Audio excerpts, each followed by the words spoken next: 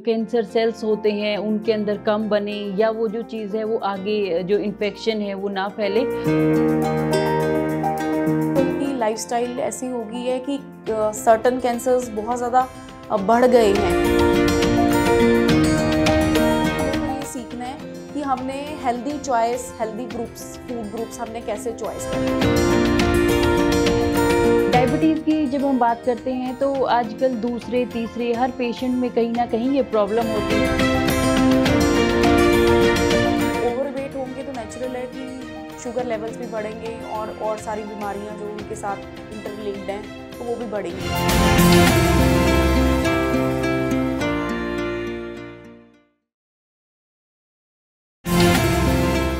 यानी कोई पेशेंट्स होते हैं जैसे किसी भी बीमारी से वो जूझ रहे होते हैं, लड़ रहे होते हैं, तो ऐसे में समटाइम्स डॉक्टर बोलते हैं कि उन्हें प्रोटीन के लिए चिकन या नॉनवेज चीज़ें लेनी चाहिए। तो उनके लिए ईज़ी होता है वो डाइजेस्ट करना या उनके लिए काफ़ी टफ हो जाता है? क्योंकि डॉक्टर्स बोलते हैं कि एग्स आपको लेना है, आपको नॉनवेज आपको लेना है ताकि आपकी प्रोटीन की जो कमी है वो पूरी हो जाए। उनके लिए डाइजेशन में वो हेल्पफुल है?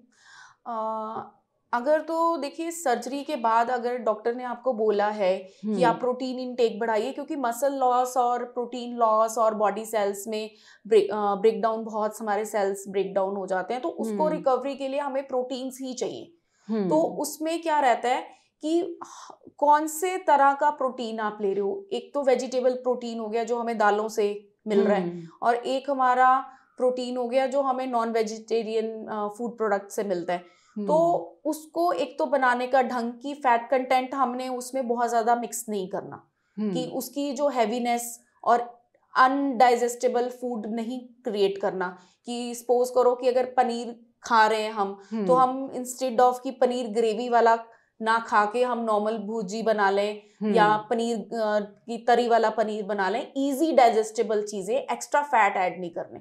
दूसरा, अगर एग्स की बात करें तो एग योक बीच का जो प्रॉपर जो फैट कंटेंट है वो हम निकाल के अगर वाइट पार्ट देते हैं तो वो इजिली डाइजेस्टेबल है। And if we come for the उसके बाद अगर हम चिकन और फिश वगैरह पे आते हैं तो वो भी एक हेल्पफुल प्रोटीन है, बट हमने उसको किस तरह से पका के खाया है वो मैटर करता है। कि हमने उसको बहुत ज्यादा ग्रेवीज में बहुत ज्यादा एक्स्ट्रा हैवी करके तो नहीं बना लिया। सिंपल फॉर्म में अगर हम रोस्टेड फॉर्म में या ग्रिल्ड फॉर्म में लेते हैं तो वो गुड प्रोटीन साबित हो।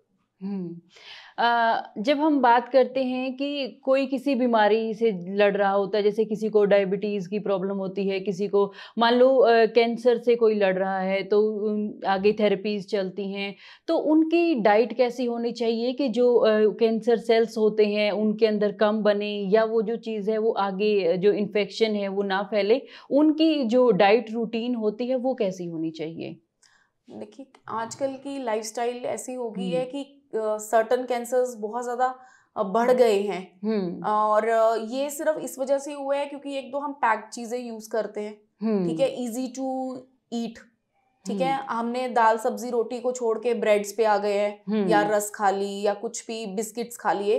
तो ये पहले हमें तो ये सीखना है कि हमने healthy choice, healthy groups, food groups हमने कैसे चॉइस करने। और अगर कोई कैंसर पेशेंट अगर कीमोथेरेपीज पे या रेडियोथेरेपी पे या कैंसर ट्रीटमेंट पे है तो उसमें उसको बहुत ज्यादा वीकनेस, वॉमिटिंग, अपना ब्लड लॉस भी रहता है। तो इन सब चीजों से बचने के लिए सबसे पहले तो हमें ये देखना है कि हम तो एक तो सीजनल वेजिटेबल्स और फ्रूट्स हम प्रेफर करें ताकि जो हमारे एंटीऑक्सीडेंट्स हैं वो इजीली हमारे जो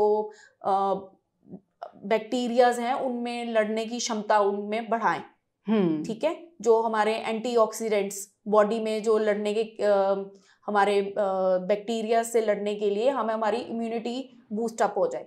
दूसरा, हमने ये देखना है कि धीरे धीरे उसको इजिली डाइजेस्टेबल फूड देना है कि उसकी जो मेडिसिन्स चल रही हैं उसके साथ वो कैसा खाना खा रहा है, किस हिसाब से डाइजेस्ट हो रही है। तो easy going food, easily digestible food हमने रिकमेंड करना है उसको। डायबिटीज़ की जब हम बात करते हैं तो आजकल दूसरे तीसरे हर पेशेंट में कहीं ना कहीं ये प्रॉब्लम होती है कि वो डायबिटीज़ से जूझ रहे होते हैं। तो उनकी डाइट किस तरीके की होनी चाहिए जिससे वो जो अपनी बीमारी से ओवरकम कर सकते हैं? सबसे पहले तो उनको ये देखना है, अपना वेट मेंटेन रखना है कि ओवरवेट होंगे तो नेचुरल है कि शुगर लेवल्स भी बढ़ेंगे और सारी बीमारियां जो उनके साथ इंटरलिंक्ड हैं तो वो भी बढ़ेंगी।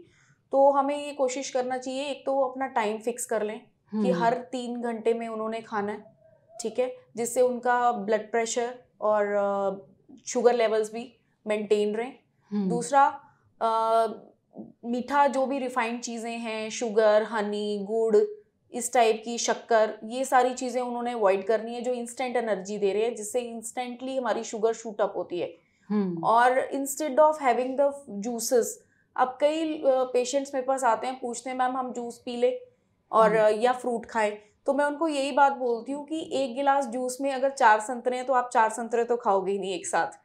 तो और ना तो उसमें फाइबर होता है, तो instead of taking the juice तो आप fresh vegetables, raw vegetables, dietary fibre बढ़ाना चाहिए जिससे हमारी शुगर मेंटेन हो। और कोशिश करें कि फिजिकल एक्टिविटी भी थोड़ी बढ़े और हमारा जो ग्लूकोज लेवल है वो भी बॉडी में मेंटेन रहे।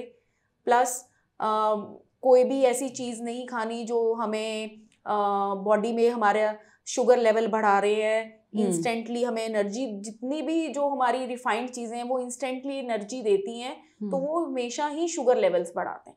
तो कोशिश ये रहेगी कि complex carbohydrates, multigrain, whole grains, pulses, ये सारे उनको इनकलकेट करने चाहिए अपनी डाइट में। इसी तरह की खबरें और स्टोरीज को देखने के लिए हमारे फेसबुक पेज को लाइक करें, फॉलो करें और यूट्यूब पर हमारे चैनल को सब्सक्राइब करें।